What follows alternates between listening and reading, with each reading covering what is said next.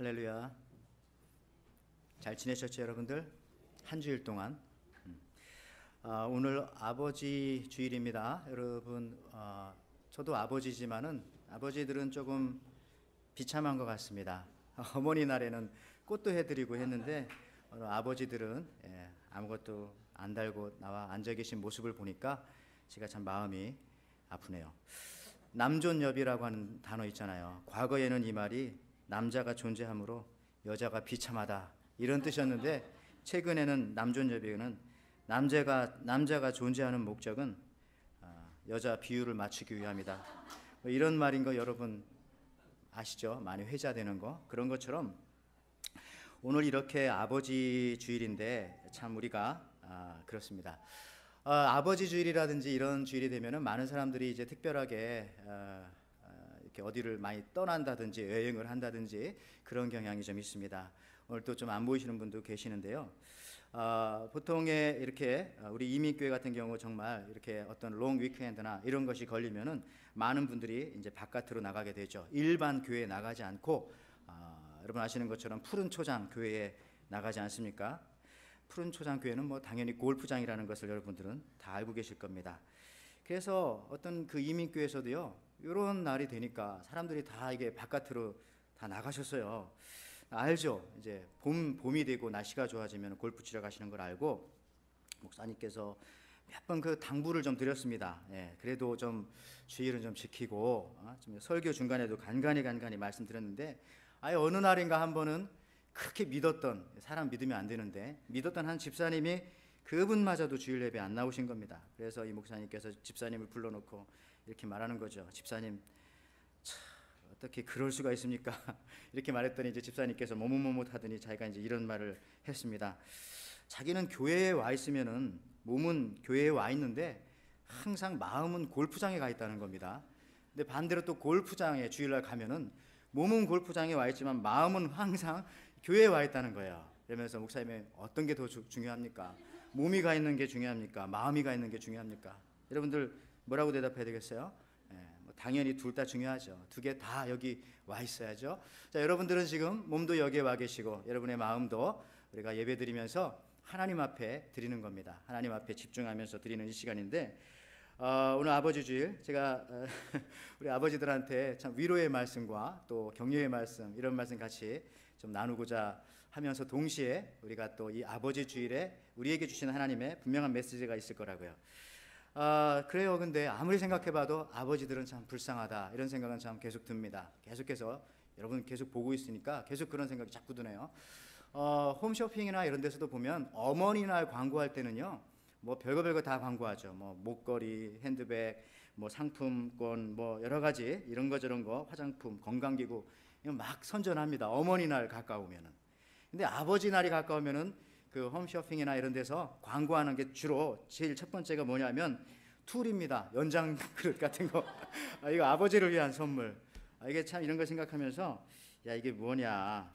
이게 아버지에 관한, 이게 참 좋은 아버지는 첫 번째 선물이 툴박스잖아요. 자, 우리 신앙생활 할 때도 참 중요합니다. 아버지에 대한 그 상, 아버지에 대한 그 이미지가 어떤 건가? 그 역할이 너무나 중요하죠. 왜냐하면요, 우리가 항상 기도할 때에 하나님 아버지 이러면서 기도하잖아요. 하나님 아버지. 그러면은 아버지에 대한 그 여러분들이 머릿속에 가지고 있는 그 이미지가 매우 중요하다는 거죠. 그래서 우리가 살아가고 있는 이 시대처럼 어머니보다 아버지가 그런 취급을 받는다면, 여러분들 기도할 때도 하나님 아버지 하면은 우리 하나님 아버지께서는 어떤 툴을 가지고 나를 위해서 일하시는 분이야. 내가 기도하면 다 들어주셔야 되고, 내가 말할 때마다 하나님께서는 나에게 막 뭘 자꾸 채워줘야 되고 뭘 물려줘야 되고 그러는 분이다라고 착각하실 수도 있겠다라는 생각이 듭니다. 그래서 이 아버지에 관한 그 이미지가 참 중요하다라는 사실입니다. 오늘 어떤 면에서는요, 우리 이 시대를 살아가는 우리 신앙인들이 그 아버지상이 우리가 살아가는 이 시대의 아버지상도 흔들리기 때문에 우리 신앙의 아버지도, 우리 하나님 아버지도 아버지라고 부를 때에 혹시 그 부분도 흔들리지 않는가, 이런 것들도 한번 우리가 점검해 봤으면 참 좋겠다라고 그렇게 생각하면서 말씀을 드립니다. 오늘 읽었던 본문 말씀이요, 말라기 4장 6절 말씀입니다. 여러분 거기 보시면은 그가 아비의 마음을 자녀에게로 돌이키게 하고 자녀의 마음을 그들의 아비에게 돌이키게 하리라. 돌이키지 아니하면 두렵건대 내가 와서 저주로 그 땅을 칠까 하노라 하시니라. 여러분, 이 말씀이 왜 중요합니까? 이 말씀이 중요한 것은요, 구약 성경의 맨 마지막 성경책인 맨 마지막 장의 맨 마지막 절이기 때문에 중요한 겁니다. 그죠?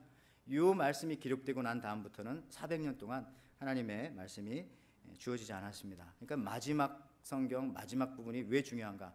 그러면서 왜 하나님께서는 성경 문을 닫으셨는가? 이유가 나와 있지 않습니까? 아버지의 마음이 없어서, 또 자녀의 마음이 아버지께로 돌이켜지지 않아서, 그래서 저주라고 하는 그 말로 저주로 그 땅을 칠까 하노라 하시니라 하시면서 성경 구약을 마감하고 계시다라고 하는 것입니다. 아버지의 마음이 부재, 아버지의 마음이 없는 것, 그것이 바로 저주라는 겁니다. 그러니까 여러분 여기서 잘 오늘 성경을 자세히 봐야 돼요.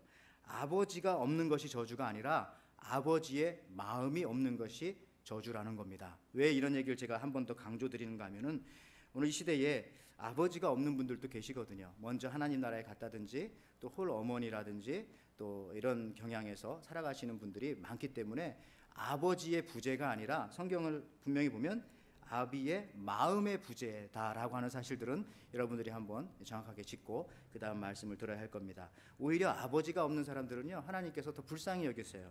시편 68편 5절 말씀에, 자, 하나님은 고아의 아버지시며 과부의 재판장이시다. 성경에는요, 하나님께서 제일 불쌍히 여기는 사람 중에 하나가 아버지 없는 사람들, 또 과부들을 불쌍히 여겨요. 그러나 그런 사람들은 불쌍히 여기지만은 아비의 마음이 없는 사람들은 하나님께서 그 자체로 그건 저주다라고 말씀하신다는 것입니다. 영적 고아를 이야기하는 거죠. 육신적인 고아가 아니라 영적 고아를. 그래서 오늘 말라기 4장 5절 6절 다시 한번 제가 읽어볼게요. 보라, 여호와의 크고 두려운 날이 이르기 전에 내가 선지자 엘리야를 너희에게 보내리니 그가 아비의 마음을 자녀에게로 돌이키게 하고 자녀들의 마음을 그들의 아비에게로 돌이키게 하리라. 돌이키지 아니하면 두렵건대 내가 와서 저주로 그 땅을 칠까 하노라 하시니라.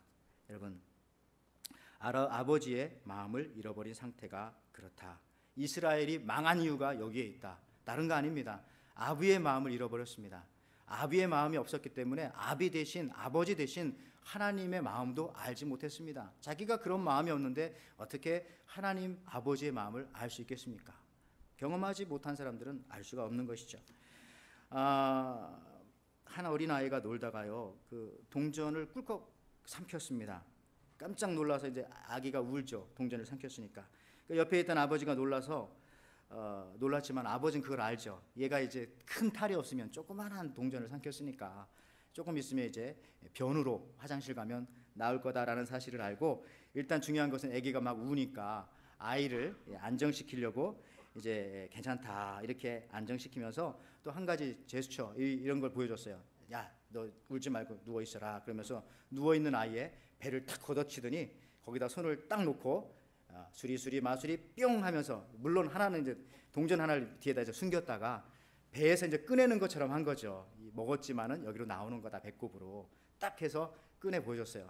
뿅, 괜찮다. 너 이제 걱정할 거 없다. 이제 아빠가 여기 배꼽으로 동전을 딱 꺼냈으니까. 그러니까 이제 아이가 이제 막 울다가 갑자기 이제 웃음을 지으면서 빵긋 웃습니다. 그런데 갑자기 그냥 아버지 손에 있는 그 동전 하나를 또 싹 낚아채더니 다시 또 꿀꺽 생기면서 아빠는 이거 또 할 수 있는 거니까 또 해보라고 그렇게 했다라는 겁니다. 아이의 마음속에는 어떤 마음이 있는 겁니까? 우리 아빠는 뭐든지 다 할 수 있다. 우리 아빠는 전지전능하다. 이런 생각을 가지고 있는 그 마음, 그게 바로 이 어린아이의 마음이었기 때문에 그렇다라는 거죠. 변신이라고 하는 소설을 썼던 카프카가요, 아버지에게 드리는 편지라고 하는 조그마한 글 중에 그런 말을 했습니다.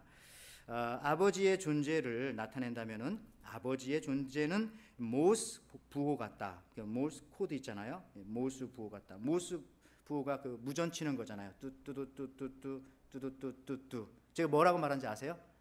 전혀 모르겠죠. 이겁니다. 아버지라고 하는 존재는 모르겠다라는 거예요. 그게 도대체 무슨 존재인지 아버지라고 하는 그게 해석이 안 된다는 거죠. 모스 부호처럼 아는 사람만 알지 잘 모르는, 그러니까 아버지라고 하는 존재를 이 위대한 소설가가 그렇게 표현한 겁니다. 여러분, 아이들이 크면서 아버지에 대한 의식 구조가 다음과 같이 바뀐다고 합니다. 이런 얘기 많이 들어보셨을 겁니다. 아이가 4살 때는 아버지는 전지전능하다. 12살 때는 아버지는 아는 것이 별로 없다.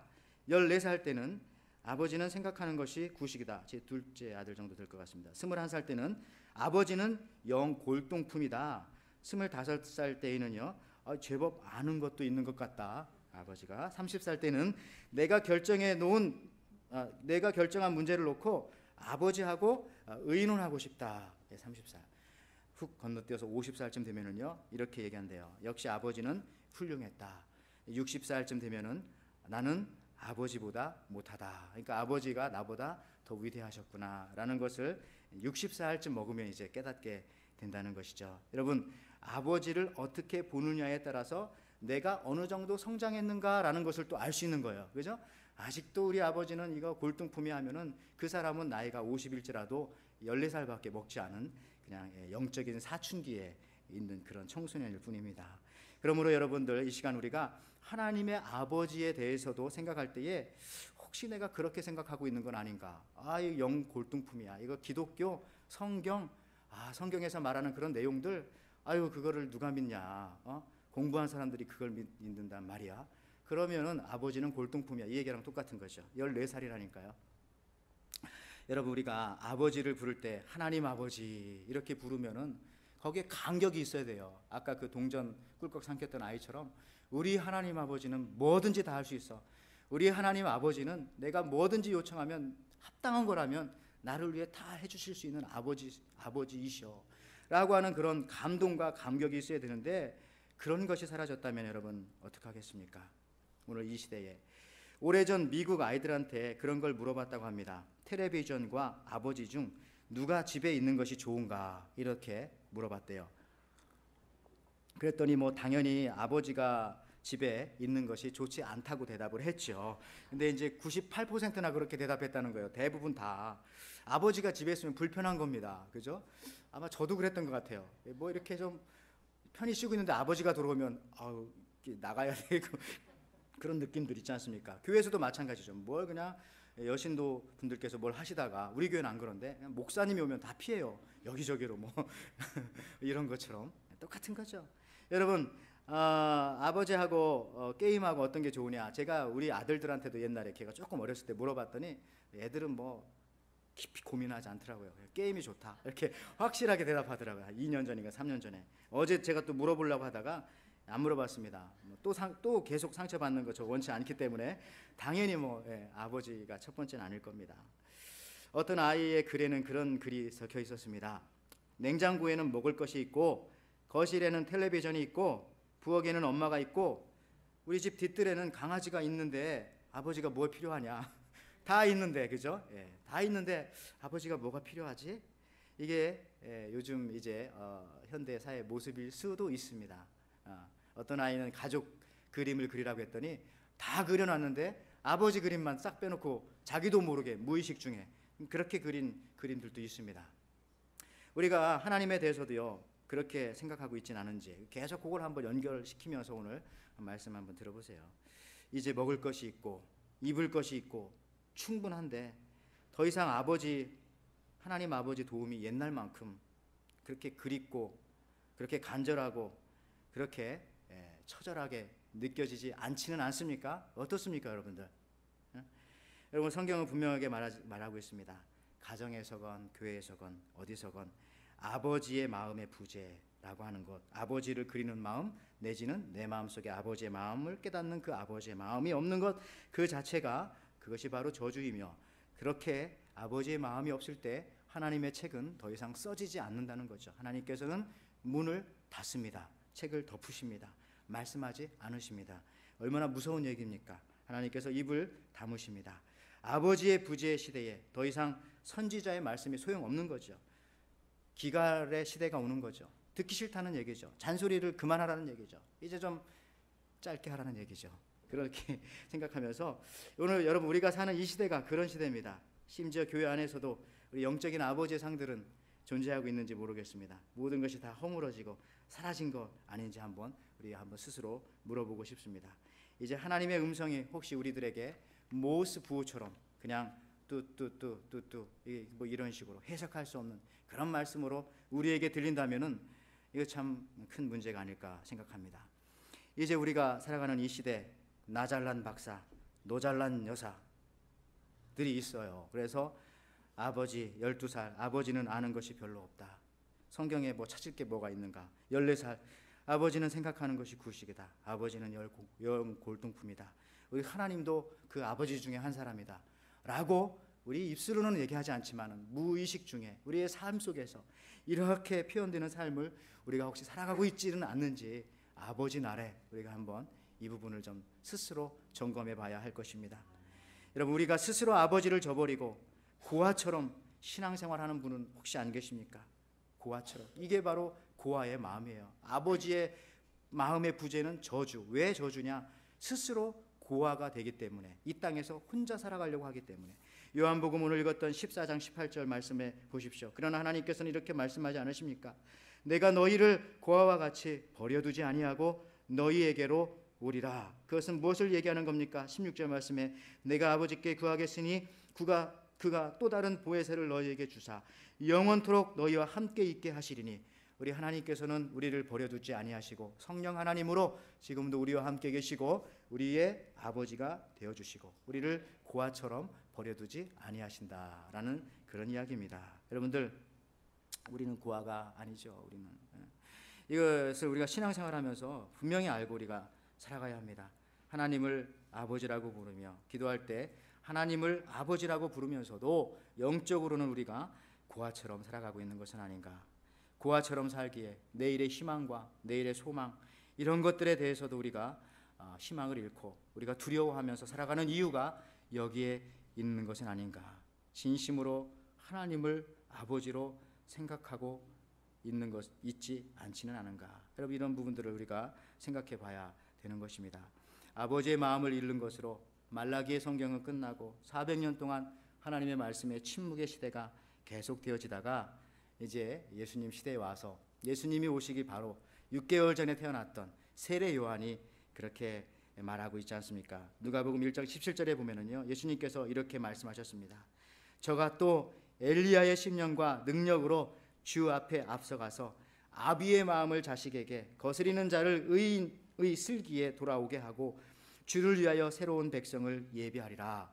여러분, 예수님의 사역과 예수님의 그 사역을 준비하는 세례 요한을 바로 엘리야라고 표현했고, 엘리야가 예수님 앞에 와서 해야 할 첫 번째 임무는 뭐냐면은 아비의 마음을 회복하는 것이다. 그가 시작했고 예수님께서 그것을 완성하신다는 그런 말씀이지요. 여러분들, 사실은요, 우리가 우리 마음속에 신앙이 뜨거운 것이 뭐냐, 신앙이 성숙이 뭐냐라고 말했을 때에 우리 마음속에 하나님 아버지의 마음을 회복하는 겁니다. 하나님이 내 아버지라고 고백하는 겁니다. 또 내 마음속에도 하나님 아버지의 마음이 있어야 한다라는 것이죠. 2차 세계대전 때 전쟁 고아들이 참 많았습니다. 그 아이들을 모아놓고 상처를 치료했습니다. 그리고 빵을 배불리 먹여놓고 배가 이 남산만하게 올라온 상태에서 잠을 재웠는데 애들이 아무도 잠을 못 자는 겁니다. 왜 안 자는가? 애가 이렇게 다 이렇게 치료도 해주고 배도 불려놨는데 근데 안 자는 거예요. 그래서 여러 가지로 고민하던 중에 한 가지 묘안을 이렇게 만들어낸 것이 뭐냐면 잠 못 자는 아이들에게 손에다가 먹는 빵을 이렇게 쥐어줬어요. 그랬더니 그 아이들이 잠을 잘 자더라. 그런 이야기가 있습니다. 여러분들, 무슨 말입니까? 내일이 보장되지 않을 때 인간은 아무리 배가 부를지라도 내일이 보장되지 않을 때에 불안과 두려움에 휩싸이게 되고 잠 못 들게 된다라는 거죠. 우리가 연세가 많이 드셔도 육적인 부모님은 이물에 이미 하늘나라에 가 계시고 그리고 우리가 혹시 육신적으로 또 고아로 살아가는 분은 안 계십니까? 그러나 그것은 우리가 자연적인 현상입니다. 또한 뜻하지 않게 부모님의 이혼이나 사고로 인하여서 그런 경우를 당하는 경우도 있습니다. 그러나 예수 믿는 우리들에게는 결코 영원히 고아가 될 수는 없다라고 하나님 아버지께서 말씀해 주시고, 그 이유인즉슨 우리 하늘 아버지가 우리의 아버지이시기 때문에, 그리고 우리와 함께 늘 있기 때문에 그렇다라고 분명하게 말씀해 주고 있습니다. 여러분, 우리가 인생을 살다 보면은 참 마음대로 되지가 않습니다. 마음대로 됐으면 우리가 이 시간에 여기 나왔겠습니까? 마음대로 안 되니까 다 여기 나와서 우리가 하나님 앞에 불쌍히 여겨주심을 간구하면서 하나님 앞에 예배드리는 거죠. 그건 사실입니다.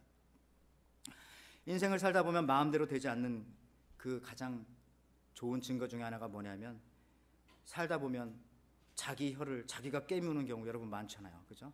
이런 미련한 경우가 어디 있어요. 근데 저도 어떤 때 내 혀를 내가 깨물 때가 있더라고요. 인생 똑같습니다. 예. 우리가요, 내 마음대로 안 되는 거죠. 내 마음대로 하고 싶은데 그게 안 되는 거죠. 그렇다고 해서 우리가 불안해할 필요가 하나도 없습니다. 왜냐하면 하나님께서 우리의 아버지가 되시기 때문에. 우리는 교회 다닐 때도요, 습관적으로 그렇기 때문에 다니면 안 되는 거죠. 하나님이 내 아버지다. 그리고 지금도 나와 함께 계시다. 지금도 내 마음속에서 성령 하나님께서 또 아버지로서 나와 함께 계신다 라는 것을 쭉 생각하면서, 여러분들이 오늘 교회 올 때에도 그런 마음을 가지고 우리가 왔다면은요, 예배 드리면서 우리 속에 감동이 있어야 되는 거죠. 감동이. 그죠? 어느 부부가 이 결혼 25주년을 맞이해서 고급 레스토랑에 가서 맛있는 음식을 시켜놓고 먹습니다. 근데 이럴 때 여자들은요, 나이가 젊든 연세가 지긋하든 다 그냥 어린 시절의 소녀가 되는 거죠. 막 즐거워가지고 자기 나이가 몇 살인지도 다 잊어버리시고 막 그 고급 레스토랑에서 나오는 막 음악을 들으면서. 근데 그때 나오던 음악은 바하의 G 메이저 무반주 첼로 연주곡 1번 프렐류트라고 하는 곡인데, 파블로 카잘스가 연주하는 곡이 제일 아름답다고 어떤 사람이 말했습니다. 그 음악이 막 흘러나오고 있습니다. 잔잔하게. 그때 부인이 막 그 소녀가 되어서 감격 속에서 이렇게 말합니다. 여보, 이 곡이 무슨 곡이지? 라고 말했더니 정신없이 앞에서 칼질을 하던 남편이 그냥 멋쩍은 듯이 고개를 들고서 입에 고기 기름이 떨어지면서 하는 말이, 무슨 고기는 무슨 고기야, 이거 소등심이지, 빨리 먹기나 해 라고 말했다는 거, 라는 얘기 있잖아요. 예. 감동이 없습니다. 그냥 뭘 먹어도 무슨 고기인지를 물어봤지 무슨 고기인지를 물어본 게 아니지 않습니까? 여러분들, 이 남자처럼 우리의 신앙생활이 감동이 없는 것은 아닌가. 우리 예배 드리면서도요, 늘 그 감동이 있어야 됩니다. 예? 먹는 것만 좋아서 오는 것이 아니라 하나님 내 아버지 되심에 대하여 감동이 우리 속에 있어야 되죠. 매 순간 감격과 감격. 하나님이 내 아버지라니까요. 그 마음이 있으면 감동이 오지 않습니까, 여러분들? 예? 감동이 안 오는 것 같은 사람도 있긴 있어요. 예. 그런 사람들 제가 어떻게 하겠습니까? 하나님도 어떻게 하지 못하시는데. 여러분, 우리가 그 감격 속에 매일매일 살아가야 됩니다. 하나님이 내 아버지이시기에 내가 부족함이 없다. 그런 감격에 벅차서 우리가 살아가야 하는 것이죠. 갈라디아서 4장 6절에 이렇게 말씀하십니다. 너희가 아들인 고로 하나님이 그 아들의 영을 우리 마음 가운데 보내사 아바 아버지라 부르게 하셨느니라. 여기서 하늘의 아들의 영이라고 하는 단어가 나오지 않습니까? 그죠? 너희가 아들인 고로 하나님의 그 아들의 영을 우리 마음 가운데 보내사 아바 아버지. 우리가 그러니까 하나님 아버지라고 부르는 사람의 우리 마음 속에는요, 다 아들의 영이 우리 속에 다 들어있다는 거죠. 여러분들, 그 반대말 뭡니까? 아들의 영의 반대말은 성경에 나와 있지는 않지만 오늘 제 설교 제목에 나오는 것처럼 고아의 영입니다. 고아. 그죠? 아들의 영의 반대는 고아의 영이죠. 결론적으로 고아의 영은 무엇이냐면 마귀의 영입니다. 말라기 4장 6절, 벌써 이 땅에 저주가 왔습니다. 사랑의 관계가 끊어졌습니다. 교회 안에서도 이런 일이 있을 수가 있습니다. 저주가 무엇입니까? 아버지의 마음 없이 대통령 하면은 그게 저주입니다. 아버지의 마음 없이 사장되면 그게 저주입니다. 아버지의 마음 없이 목사하면은 그게 저주입니다. 아버지의 마음 없이 장로, 권사, 직분하면 그게 저주 아니겠습니까? 그게 고아죠. 아버지의 마음 없는 교회는 바로 저주받은 교회입니다. 우리 교회는 그런 교회가 아니기를 믿습니다.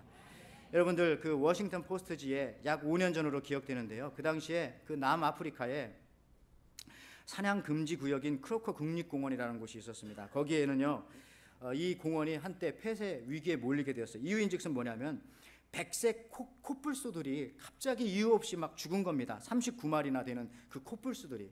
근데 코뿔소가 얼마나 등치가 좋고 힘이 세요. 근데 이유 없이 죽은 거예요. 처음에는 이게 어떤 밀렵꾼들의 소행이구나라고 생각했는데 밀렵꾼들의 소행은 아닌 것 같아요. 왜냐하면은 39마리의 코뿔소가 죽어 있는 그 가운데 비싼 상아, 코끼리 상아들이 그냥 놓여 있는 걸로 봐서 이거 그냥 뭐 죽이고 훔쳐가려고 한 건 아니다. 수사를 진행했지만은 잘 모르겠어요. 어떻게 이렇게 힘센 코뿔소 39마리가 막 그렇게 죽어 있는지. 나중에 이제 그 코뿔소들에게 이 칩 같은 거를 집어넣고 몰래 카메라를 거기다 이렇게 장착을 해놨어요. 나중에 봤더니 어떤 일이 벌어졌는가 하면요, 놀랍게도 아기 코끼리들이 겁도 없이 코뿔소들을 막 추적하다라는 얘기죠. 추적하고 가다가 나중에 궁지에 몰아놓고 한 나이가 한 20살밖에 안 되는 그 야생 코끼리들이 그 코뿔소들을 몰아놓은 다음에 거기다 코로 막 나무를 집어 던지고 발로 밟고 그래가지고 이 아기 코끼리들이 그 덩치 큰 코뿔소들을 죽였다는 거예요. 39마리를요. 놀라운 일 아닙니까? 근데 중요한 것은 뭐냐면 그 이유입니다. 어떻게 이 아기 코끼리들이 이 코뿔소들을 이렇게 죽일 수 있을 정도로 폭력적으로 변했을까? 그 이유는요, 20년 전에 만든 그 남아프리카 그 당시 그 국립공원의 정책 때문에 그렇다고 합니다. 무슨 얘기냐면은 크로커 국립공원에 코끼리의 숫자가 막 많아지니까 그 옆에 있는 그 요하네스버그 그 국립공원에다가 코끼리들을 많이 옮겨놨어요. 그리고 나이가 많고 늙은 코끼리들은 그냥 이렇게 죽여버렸어요. 일단은 안락사를 시켰습니다. 그러다 보니까 이 크로커 국립공원에 아주 나이 어린 코끼리들만 거기에 이제 모여서 살게 되었어요. 그러니까 생리학적으로 어떤 현상이 벌어지는가 하면은 어른 코끼리가 없어지니까 돌봄과 사랑을 받고 자라야 했던 어린이들 코끼리들 속에서 사랑과 돌봄이 사라지니까요, 자기 자신을 지켜야 되는 그러한 어떤 그 위압감이 생기잖아요. 위기감이. 그러니까 그 코끼리들 몸속에서 과도한 자기를 보호하기 위한 그 아드레날린과 같은 그런 호르몬들이 많이 분비가 되었고, 결국에는 성숙한 코끼리가 없었기 때문에 이 아기 코끼리들이 아주 사납게 변하게 되었다. 야수와 맹수와 같이 변하게 되었다라는 얘기입니다. 그래서 그 이유를 깨닫고 난 다음에 그 아기 코끼리들이 사는 곳에다가 나이가 많은 코끼리들을 갖다가 다시 이주시켰더니 이 나이 어린 코끼리들이 시간이 지나면서 다시 정상적으로 돌아오게 되었고, 더 이상 코뿔소가 죽는 일은 없었다라고 하는 그런 얘기입니다.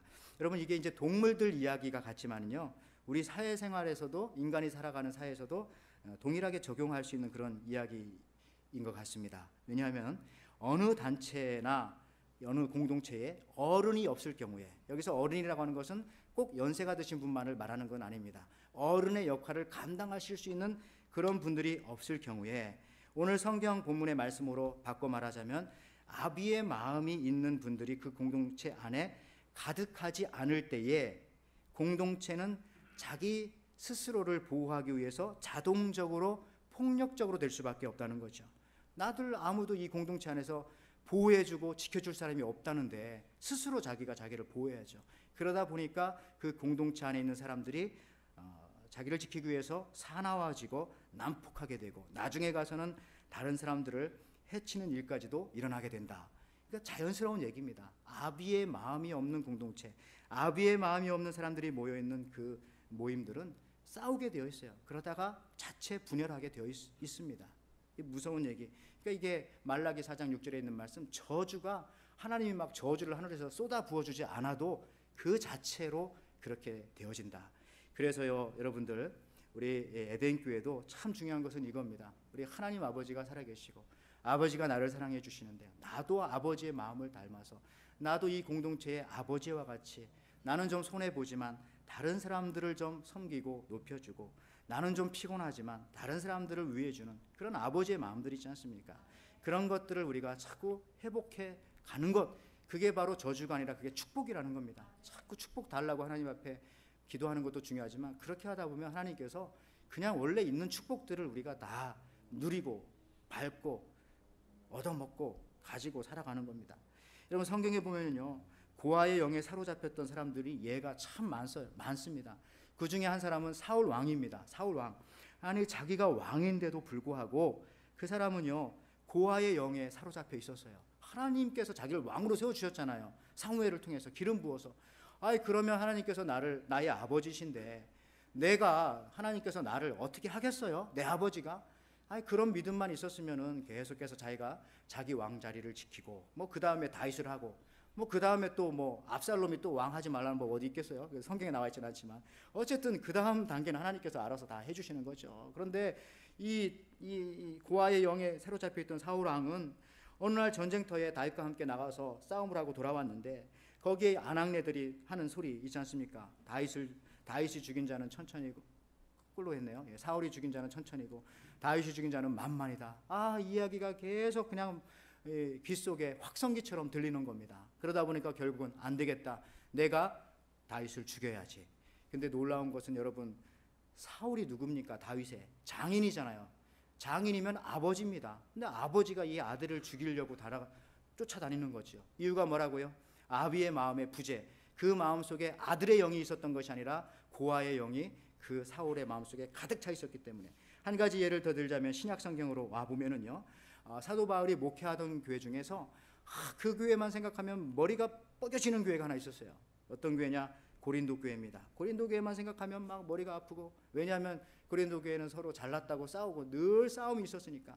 그러니까 여러분, 고린도 교회 성경 보면 고린도 전후서잖아요. 얼마나 문제가 많았으면 성경을 그렇게 길게 기록했겠어요. 고린도 전후서로 문제 많았어요.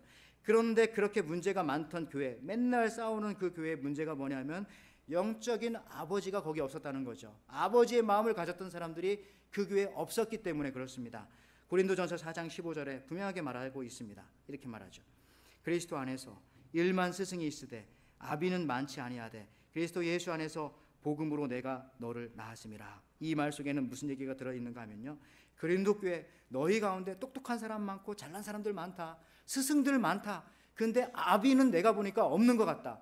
그러나 내가 너희를 낳을 때는 아버지의 마음으로 낳았다. 그런 사람이 고린도 교회에 있었으면 오늘 같은 이런 일이 있지 않았을 텐데 라고 하면서 사랑이라고 하는 단어들을 또 많이 이야기하고 있지 않습니까? 여러분들, 그렇습니다. 우리가 아비의 마음이 없었을 때 그것이 바로 이와 같은 그 어려운 상황들, 또 서로 싸우는 상황들, 결국 사라지게 만드는 그런 상황들까지 가게 한다라는 겁니다. 고린도 교회에 많은 스승은 있었지만은 이 사도 바울이 지금 고린도전서 4장 15절에서 말한 것처럼 내가 그리스도 예수 안에서 복음으로 너희를 낳았다고 하는 그 낳는 그런 게 없었거든요. 아비라고 하면은 낳는 겁니다. 낳는 거. 스승은 가르치기만 하면 돼요. 그리고 시험만 보면 돼요. 그러나 아비라고 하는 것은 낳아야 돼요. 낳는다. 애를 낳듯이. 거기에는 뭐가, 그 단어 속에는 뭐가 들어있습니까? 바로 수고와 그 다음에 아픔과 사랑과 이런 것들이 들어있는 거죠. 그것이 없었다라는 거죠. 스승은 있었을지 모르겠지만은 누가 하나 아비의 마음을 가지고 내가 이 교회를 위해서, 내가 저 형제를 위해서, 내가 좀 아파하고 내가 좀 손해보고 내가 좀 고통스러워하고 그러려고 하는 사람들이 한 명도 없었고, 다 같이 그냥 내가 잘났다, 내가 더 뛰어나다, 비교해보자, 대보자, 그러다 보니까 싸움을 했던 교회가 고린도 교회라고 하는 말씀입니다. 여러분들, 해산하는 수고가 있어야 됩니다. 갈라디아서 4장 19절에도 그래서 사도 바울이 이렇게 말씀하십니다. 나의 자녀들아, 너희 속에 그리스도의 형상이 이루기까지 다시 너희를 위하여 해산하는 수고를 하노니. 이 해산하는 수고, 이게 바로 아비의 마음, 부모의 마음이 들어간다라고 하는 단어라고 하는 것입니다. 여러분들, 예수님께서 분명하게 말씀을 하셨어요. 예수님께서 죄와 사망의 권세를 이기시고 우리한테 고아의 영을 몰아내 물리쳐 주시고 우리 가운데 아들의 영을 우리에게 허락하여 주셨습니다. 우리가 이 마지막 때에 회복해야 할 것은 우리 모든 그리스도인들이 아비의 마음을 돌이키는 겁니다. 그럴 때 성경은 다시 써진다는 거죠. 우리를 통해서 사도행전 28장이 29장입니까? 써지듯이 아비의 마음을 돌이킬 때 성경이 다시 써진다는 것이죠. 아비의 마음을 회복하는 것, 이것은 우리 개인뿐만 아니라 우리 가정에, 우리 교회에 아비의 마음이 더 회복되어야 한다라는 겁니다. 아비의 마음으로 충만한 사람들이 아비의 역할을 감당할 수 있는 것입니다. 저는 이 아비의 마음을 이해하니까 성경이 좀 더 이해하기가 쉬워졌습니다. 예를 들자면은 그 누가복음 15장에 보면은 그 잃은 양의 비유 나오잖아요. 99마리가 있고 100마리가 있는데 99마리를 놓고 한 마리를 찾아 나서는 그 목자. 이 목자는 양에게 있어서는 아버지입니다. 그러니까 아버지의 마음을 가졌기 때문에 이 한 마리를 찾아 나설 수 있는 겁니다. 아니, 아버지의 마음이 없고 기업가의 마음, 회사 경영자, 사장님의 마음이 있었으면은 한 마리를 찾으러 가면 안 되죠. 99마리를 좀 잘 지키고 그걸 통해서 그 시간에 또 새끼 나오면 되는데, 그러나 이 목자는 사장님의 마음이 아니라 아비의 마음을 가지고 있었기 때문에 그 한 마리도 자식이에요. 한 마리도 그 양을 찾으러 간다. 이렇게 해야 성경이 이해가 되죠. 근데 이게 이해가 안 되면은, 아비의 마음이 없으면요, 여러분, 성경을 이해할 수가 없게 되어 있어요. 성경은요, 이해가 되지 않습니다. 그리고 이해가 안 되는 성경을, 또 알지 못하는 성경을 또 우리가 어떻게 그 말씀대로 살 수가 있어요? 살지도 못하는 겁니다. 중요한 것은, 그래서 우리가 아비의 마음을 갖는 거다. 탕자의 비유도 마찬가지잖아요. 허랑방탕한 자식을 받아들이는 아버지, 먼저 나가서 입 맞춰주고 가락지 끼워주고 잔치 벌려주는 그 모습, 아버지의 마음이 아니면 이해가 되지 않는 거죠. 아버지의 마음이 없었던 큰형이 볼 때는 이건 아버지가 하는 짓은 미친 짓이고, 이건 아니다, 이거는 정의롭지 않다, 이렇게 표현하면서 그 아마 큰아들이 집을 두 번째 나갔을 것 같아요. 그리고 나서 영영 돌아오지 않았을 것 같아요. 이런 상황이 벌어진다라는 것입니다. 여러분, 아비의 마음으로 보면은 풀리지 않던 성경들이 참 많이 풀립니다. 우리 인생에 풀리지 않는 문제도요, 똑같습니다. 아비의 마음으로 보면은 내 인생에 풀리지 않던 문제들이 하나 둘씩 풀어지게 될 겁니다. 아, 이래서 내 인생에 이런 일이 있었구나. 우리 하나님 아버지께서는 내게 좋은 것을 주시는 분인데, 그래서 내가 그 과정을 거치고 있었구나. 내가 그 고개를 넘고 있었구나. 여러분, 우리가 아버지의 마음을 품어야 합니다. 왜냐하면은요, 만약 우리가 그 어떤 모임이나 우리 가정에서도 마찬가지지만, 지도자가 개혁자의 마음을 품으면은 모든 사람들이 다 개혁의 대상으로밖에는 보이지 않는데요. 맞죠? 만약에 그 지도자가 선생의 마음을 품으면은 모든 사람이 다 내 가르침을 받아야 할 대상이다라고 밖에는 생각하지 않는다고 합니다. 만약에 지도자가 경영자의 마음을 품으면은 모든 사람이 다 나의 평가의 대상이 됩니다.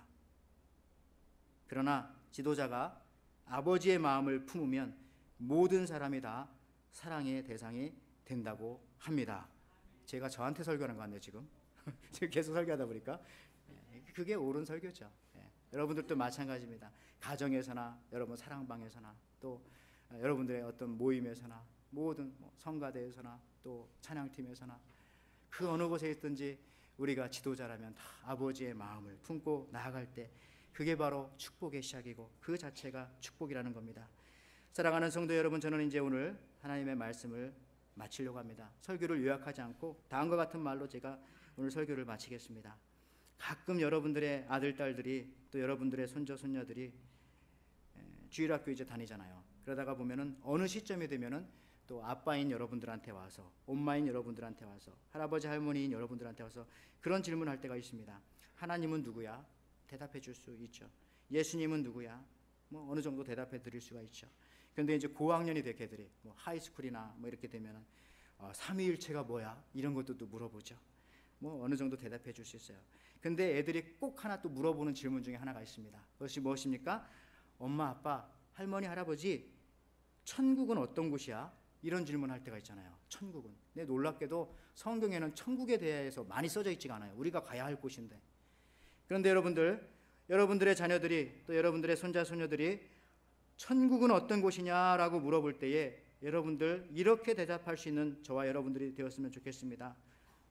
천국은 우리 집과 같은 곳이야. 천국은 우리 교회 같은 곳이야.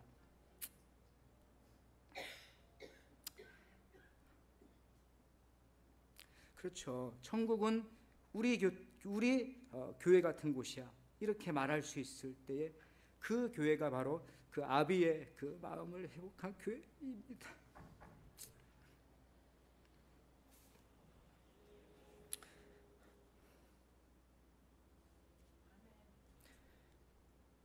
뭐가요?